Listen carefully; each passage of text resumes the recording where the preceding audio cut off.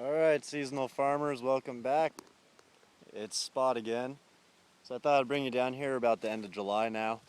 And we're doing really good. Happy with what we're producing and happy with, that we're going to be at a turnover point now as far as the tomato beds and some of our zucchinis and a lot of our basils we're kind of transplanting, and we're just kind of switching in between our spring crops. So we went through our tomatoes, we went through zucchinis, we got a whole lot of eggplants.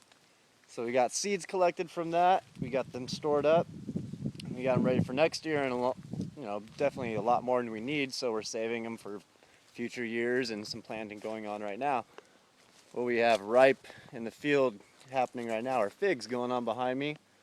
So we have a couple different varieties of figs. We have some of the black figs. We have some green zebra figs. We had some other ones that were a really nice light green color. They actually ended up tasting like more of a honeydew. So they were really good. Also pomegranates. They're just starting to ripen up. Look pretty good. I think we just pulled a couple of these off already. I like them. They're good for juicing.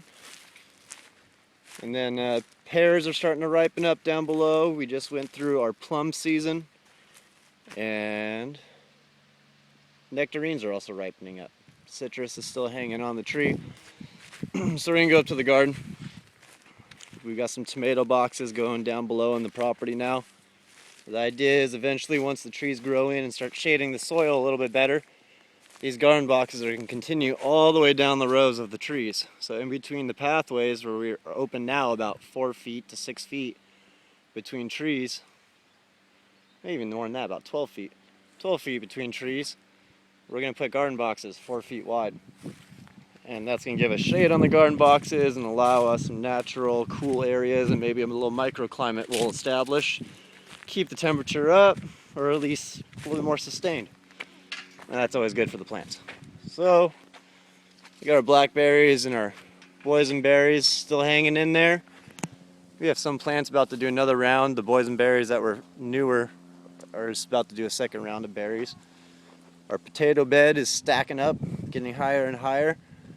I went down there about a week or two ago and I found a couple little spuds just to make sure that the ants weren't rotting them out or anything. Too much water just to check the moisture. Our strawberries are still hanging in there, doing good. We're getting about a handful of strawberries every, day or two. 2 palms full of them, right from the garden. Doesn't get better than that. Our little kale sprouts that we had separated.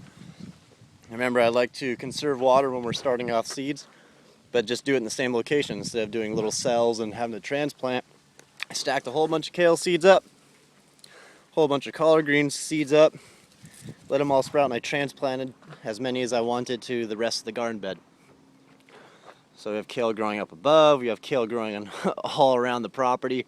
Anywhere I could fit kale or collard greens, I pretty much stuck it. I still have plenty in one area that needed to be transferred. So no shortage on kale, no shortage on collard greens. The eggplants are getting pretty tall. They're blooming again, their second round. So here's our little guys starting off. They end up looking a little something like this. So those are really good. And then the Chinese or Japanese eggplant, these get big and dark purple. I'd say we got 8 pounds, 12 pounds of plant already. So we have 13 plants total. We were eating a lot of eggplant. Our pepper bed, just went through a whole lot of bell peppers, so now we're going to be replanting our peppers and doing some of these pepper seeds.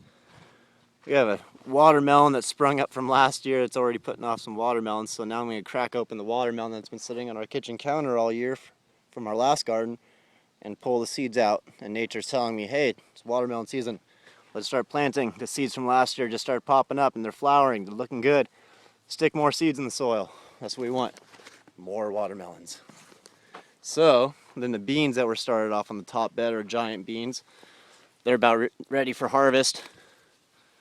It's a nice sized bean right there. I forget what these were called. But they're big and they're yummy. They go in your salads great. It's raw, cooked. I've heard all sorts of ways you can eat these. As far as beans go, I think they taste pretty good. Not a big bean fan, but these have a little more meat to them, so it's not like you're picking away for something small. And our tomatoes, kind of a weird tomato season. I've heard this county-wide, North County, that the seasons are being later and later every year. I've noticed this trend myself, and now it's finally being discussed. So we're planting later in the season out here in Vista. About 3 months off as far as what I'm looking at so far. So we're at July, end of July. My little basil seeds are doing great. That's the big sweet Genovese basil. So I'll be cutting off these branches. And I'll be sticking in some pots or somewhere throughout the garden and just do cuttings and let the plants grow more. Our purple ruffle basil grew in good. So our zucchinis and our crookneck squash all grew. They initially shaded the area where these were sprouting, and then they grew longer and away from the plant. So we trim off all the zucchini and all the squash as it grows. We trim off the leaves as they get the white powdery mildew, and we allow for the new growth to come in. And we just keep harvesting that vine until the plant says no more. But what it left was a nice shady spot for the basil to start off, and now that it's full and it's wanting a lot of sun, the squash got out of the way. It's great. The tomatoes, our yellow pear tomatoes, our cherry tomatoes, sweet 100s, Better Boys, Roma tomatoes, and the artichokes. There's some really big sunflowers this year. So the one I'm topping out with right now, we had different varieties. We had some of the just giant.